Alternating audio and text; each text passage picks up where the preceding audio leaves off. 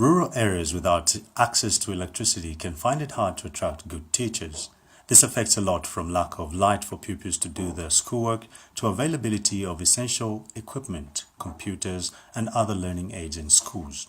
According to a 2017 paper by Nchimunya Jamwe, a review on the challenges that hinder sustainable implementation of ICT as a subject in rural Zambia, the major challenges were lack of electricity, inadequate ICT teachers to teach the subject, high pupil-computer ratio, and lack of enough ICT learning and teaching materials.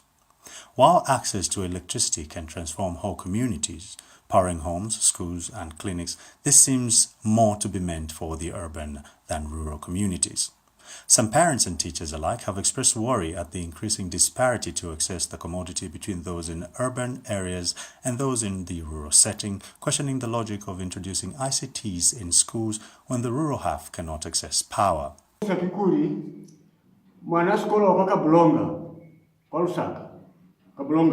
School yena usebelisa ma computers ni kwanu batiseza bana basikolo ma computers focus na light sense focus.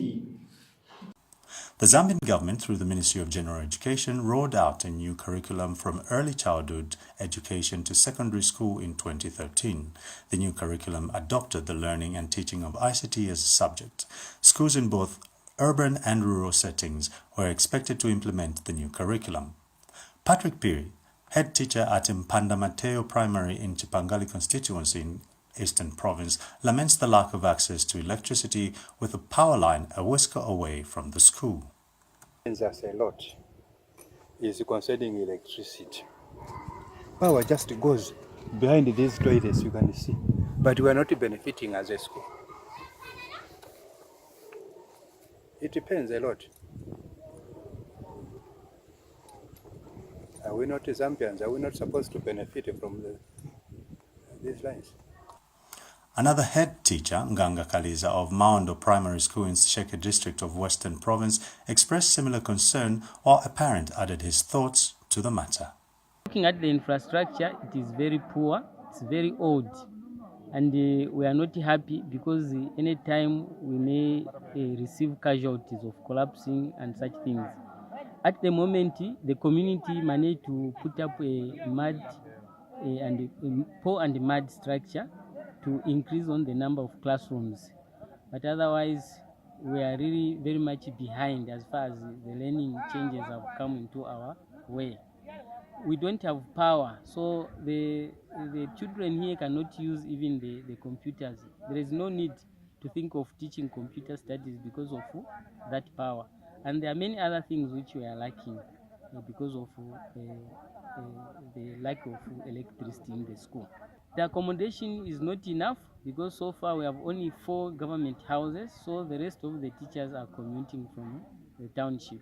It is affecting their performance because they have to think of knocking off early to go back, since transport is also a problem. And the coming in also is a challenge because sometimes they come late due to transport issues as well. I wish the government was going to look into the issue of electricity to start with, and also to improve on the infrastructure, both the houses and the classrooms. The Rural Electrification Authority, REA, is a statutory body created through an Act of Parliament No. 20 of 2003 to spearhead development of electricity infrastructure in rural areas to facilitate access. REA commenced implementation of rural electrification projects in 2006. The projects have been undertaken in all 10 provinces of the country. Since 2006, REA has implemented a total of 152 grid extension projects valued at an estimated 600 million kwacha. How far that goes in helping rural schools and communities access electricity, a major campaign promised by the PF in the 2016 elections, remains to be seen. Kausam Basela reporting for Movie TV.